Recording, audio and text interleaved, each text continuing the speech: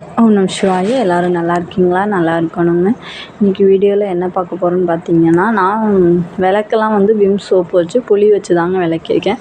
First time வந்து Pitambari powder வச்சு use பண்ணி பார்க்கலான்னு ட்ரை பண்ண போகிறேங்க. ஏன்னு பார்த்தீங்கன்னா, விளக்கு பூஜைக்கு குத்து விளக்கு வேணும்னு சொன்னாங்க. அது ரொம்ப அப்படியே எண்ணெய் கரையெல்லாம் வச்சு லைட்டாக கொஞ்சம் பச்சையாக ஆன மாதிரி இருக்குது.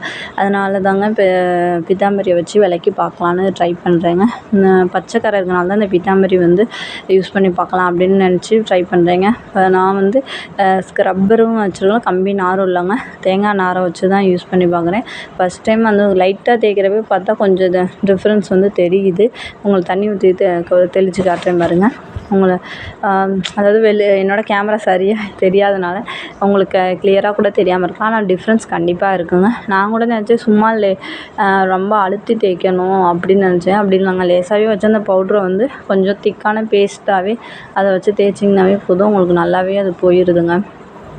நான் எப்பொழுதும் புளியும் விம்மு சோப்பும் வச்சு தேய்ன்னு தேய்ப்பேங்க. அப்போ கூட இந்த அளவுக்கு பளிச்சுன்னு வரலைங்க. இது அப்படி என்ன தான் மேஜிக் கலந்துருக்காங்கன்னு தெரில. பரவாயில்லங்க, கொஞ்சம் யூஸ்ஃபுல்லாக இருக்குது. அதாவது கெமிக்கல் ஹார்ஷாக எதுவும் இருந்திருக்கலாம், அதனால கூட இவ்வளோ பளிச்சாக அது வரலாம். ஆனால் கைக்கு வந்து பார்த்திங்கன்னா ஒரு மாதிரி லைட்டாக எனக்கு ஒரு மாதிரி ட்ரை ஆன மாதிரி ஃபீல் ஆணுச்சு. அந்த ஸ்மெல்லும் வந்து எனக்கு அவ்வளோவா ஒத்துக்கலை. 2 நாள் வரைக்கும் அப்படியே ஒரு மாதிரி தலை வலிக்கிற மாதிரியே தான் இருந்துச்சு. இப்போ பார்த்திங்கன்னா நல்லா விளக்கி முடிச்சு நல்லா கழுவியாச்சுங்க. இப்போ பார்த்திங்கன்னா உண்மையாகவே நல்ல சேஞ்சஸ் இருக்குங்க. ட்ரை பண்ணி பாருங்கள்.